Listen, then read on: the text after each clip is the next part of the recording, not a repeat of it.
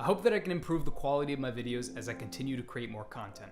If you have any substances you would like me to cover on the show, let me know in the comments below.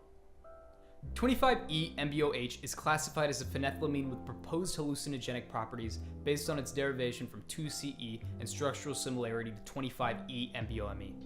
Phenethylamines have been reported to cause stimulant and hallucinogenic effects, dependent on their structure and modifications. Phenethylamines have been associated with adverse events, including deaths. Structurally similar compounds include 2CE, 25E-NBOME, and 25I-NBOH. 25E-NBOH can be found online sold as a research chemical by various laboratories. The legality of it is debatable. 25E-NBOH is also considerably less potent than other drugs of its class, the average blotter size being about 1200 UG. Psychedelic visuals are described as calm when compared to lysergamides, and patterns will appear to pulsate slightly. The most noticeable effect of the drug are its stimulant-like properties and an increase in skin sensibility.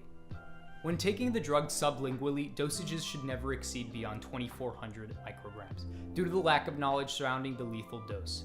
No deaths as a result of 25E-NBOH ingestion have been reported. Routes of administration for this drug are sublingual. Intranasal use has been reported as a positive experience when handling the powder form, but deaths are commonplace when snorting phenethylamines, so this is not recommended. There's been speculation that this substance can be used as a study aid in lower doses, but more experimentation is needed.